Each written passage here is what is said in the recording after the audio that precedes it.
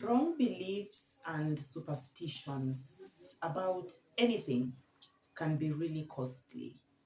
I mean, talk about wrong beliefs about a certain community, wrong beliefs about a certain activity, and also wrong beliefs and superstitions about disabilities.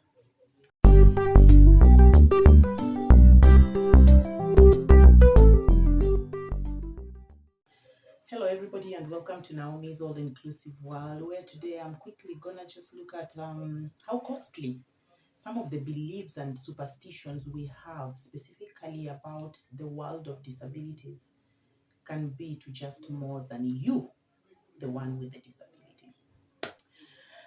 Now, we've had so many cases where we are quickly told about some beliefs about something before we are told even the reasoning behind it.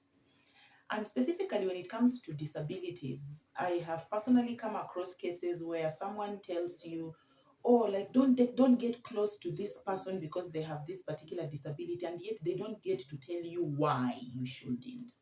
So it just becomes a superstition, it just becomes a belief. And you see, such things can cost you the friendship you would have had with that person, can cost you a relationship that would have been born out of you getting close and knowing that person, that would have ended up being a family relationship, probably a business relationship, maybe a good neighborhood, and so on. So it really helps a big deal when we go by facts and truths about disabilities and not just beliefs and superstitions.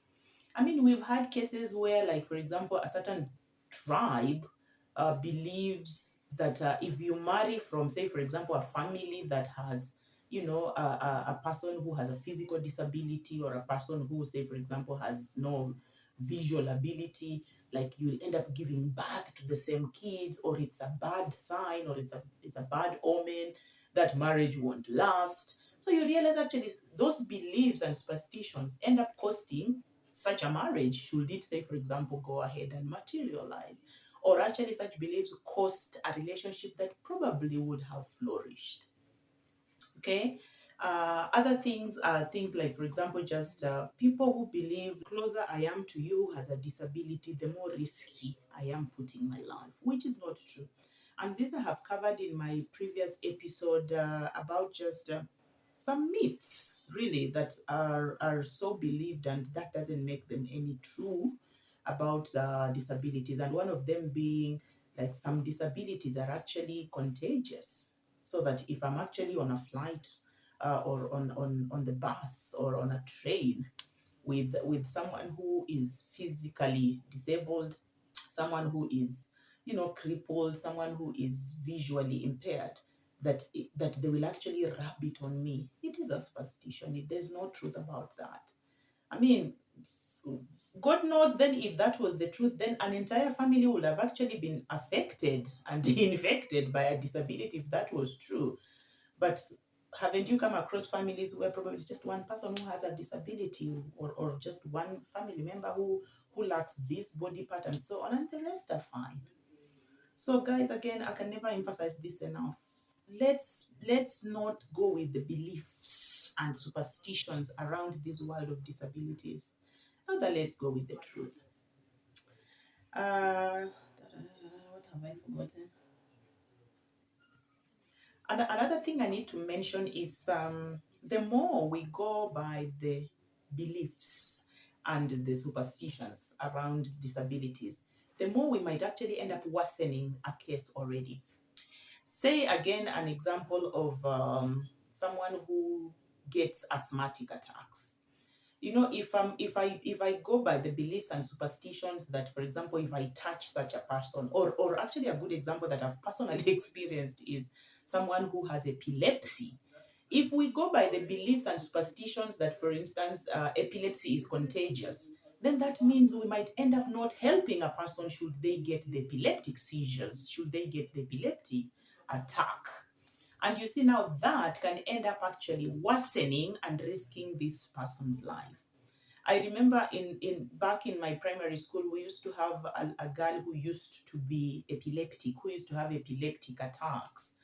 And I look back and it grieves my heart because honestly, none of us knew what to do every time she would get those attacks.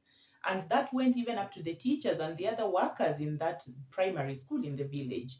So it almost like would become like a scene, like a spectacle for everybody to gather there. And we're just seeing her helpless on the floor, her frothing her mouth, and no one knew what to do. And it's like, people would crowd there to see what's going on, but not to go help.